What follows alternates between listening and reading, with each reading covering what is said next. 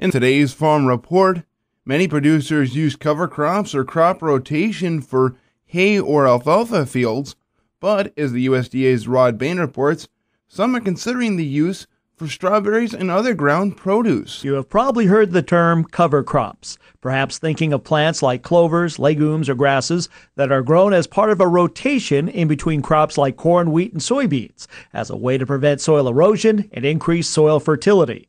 But have you ever considered cover crops when growing vegetables and fruits? It's sort of a little bit different thinking in terms of logistics of how we can get all these organic materials into the soil and still maintain the other practices that we have within our production cycle. Practices like crop rotation and compost as part of a sustainable ag model. That according to Amanda McWhort of North Carolina State University. She says part of the issue with specialty crops like strawberries compared to row crops includes scale of the crop, as well as plastic to plant onto. And so in using that plastic, you have to be kind of cognizant of how putting those types of organic materials into the soil are going to affect the ability to go ahead and lay the plastic and then plant into it.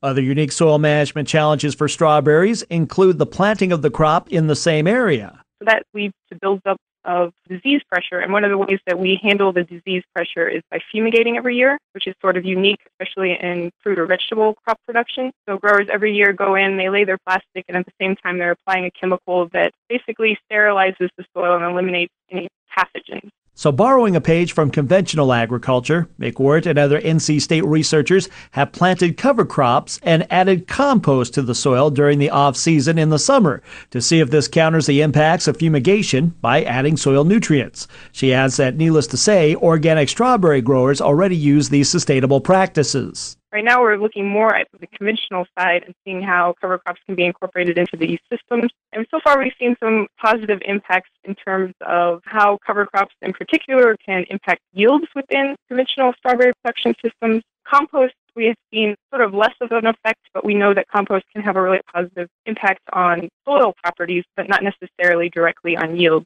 And McWhort adds that with sustainable practices needing a long-term commitment to show results to soil health and quality, study on cover crops and sustainable methods on strawberries will continue. We're hoping to see in the long term these types of practices will have a positive impact not only on improving soil health but also on yield. I'm Rod Bain reporting for the U.S. Department of Agriculture in Washington, D.C. A 21% drop in farm net cash income this year, a 36% drop in net farm income, the biggest drop in 32 years to the lowest level in 9 years, the first drop in farm sector equity in 6 years. These are just a few of the highlights or lowlights of this week's new Agriculture Department farm income forecast for this calendar year. Warren Preston, a senior economist in USDA's Office of Chief Economist, says crop receipts could fall by over 6% this year. Corn, it's projected to be down by 13%. Receipts for the oil crops, soybeans and peanuts primarily, down by 8%. Specialty crops virtually level, up just by 0.6%, and wheat down by 13%. Meanwhile, USDA says livestock receipts will be down 9%. The biggest declines this year are in dairy and hogs. Receipts expected down 29% for dairy, 27% for hogs. One good thing, total farm production expenses could fall for the first time in 6 years. Gary Crawford for the U.S. Department of Agriculture, Washington. Corn silage harvest is almost underway for many crop producers in central Minnesota. Dan Martins with the University of Minnesota Extension Service Office shares some insight on crop progression and what to look for when determining if it's time to harvest. Corn in many fields is starting to dent around the area. We move from stages like early dent when the whole plant moisture might be 73% or more, to full dent when the whole plant moisture might be 71%, to half milk line where the whole plant moisture might be 65%, to 1/4 milk line where the whole plant moisture might be 63%, to no milk line where the whole plant moisture might be 60% and the grain moisture might be 32%, and a black layer might be starting to develop on the kernel. I use the milk line process where 1/4 milk line means there is still milk about 1/4 of the distance up from the bottom of the kernel. I read one reference that says it might take 5 days to move from early dent to full dent, 5 days to move from full dent to half milk line if weather conditions push things along quickly. That seems awfully fast to me. So as the corn starts to dent, it's time to watch the crop pretty closely for chopping corn silage. Ultimately, reaching the whole plant moisture that is correct for your storage and feeding practices is the key. When we have ample moisture, we can be fooled into thinking the corn is too green to chop. It's important to remember that grain makes up half of the total dry matter weight of the plant. So when a grain gets down to 35% moisture range or so, that weighs heavily on the whole plant moisture content. With normal weather and crop conditions, once we get to where most kernels have started to dent, we might expect to lose 0.5% of the whole plant moisture per day.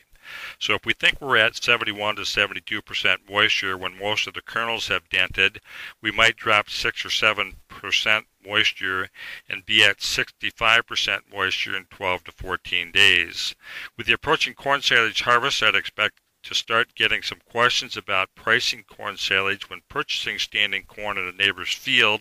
With a better planting season and ample moisture generally, there might not be as many people wanting to buy corn for silage as last year, but there will be some.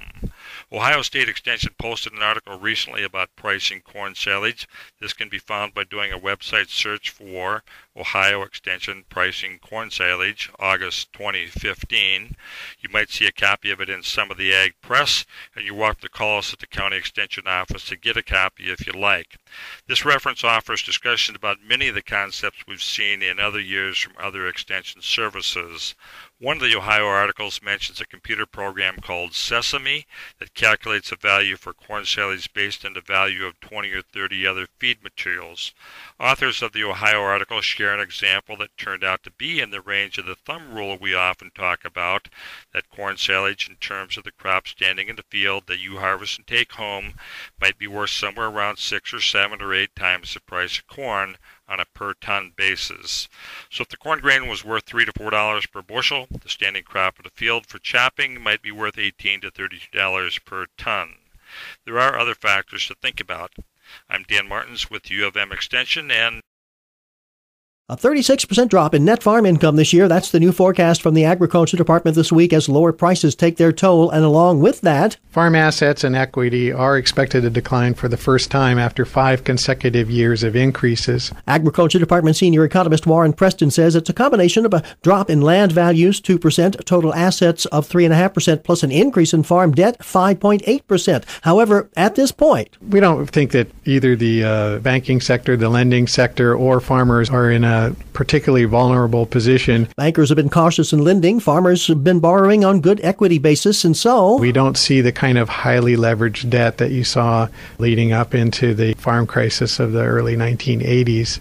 Certainly not a picture like that. Warren Preston does think we are transforming to an era of lower commodity prices and incomes that could last a few years, but we think that the transition will be orderly, not fraught with a lot of farm foreclosures and such. Gary Crawford for the U.S. Department of Agriculture, Washington. The 62nd Princess K of the Milky Way was crowned last night at the Minnesota State Fair Bandshell. The 12 young women vying for the crown were Kaylee Baker of Plainview, representing Wabasha County, Kaylee Fernholtz of Hoffman, representing Douglas County, Michelle Green of Greenbush, representing Roseau County, Samantha Keller of Goodhue, representing Goodhue County, Kayla Mock of Howard Lake, representing Wright County, Maggie Mills of Lake City, representing Goodhue County, Jennifer Ufclef of Hamburg, representing Sibley County, Ellen Sheehan of Rochester, representing Olmsted County, Mackenzie Smith of Adams, representing Mower County, Rachel Stender of Lester Prairie, representing McLeod County, Morgan Uphoff of Melrose, representing Stearns County, and Carly Vinkemeyer of Norwood Young America, representing Carver County. The 3 finalists were Kaylee Fernholtz, Kayla Mock, and Ellen Sheehan. Mock was ultimately chosen to be the 62nd Princess K of the Milky Way, and she will now serve as the Goodwill Ambassador for Minnesota's dairy producers. She will have her likeness carved into butter later today at the Minnesota Milk booth. Mock was preceded by Jenny Haler, the 61st Princess K of the Milky Way, who represented Carver County from 2014 through 2015. All 12 candidates will have their likenesses carved into butter during the course of the Minnesota State Fair.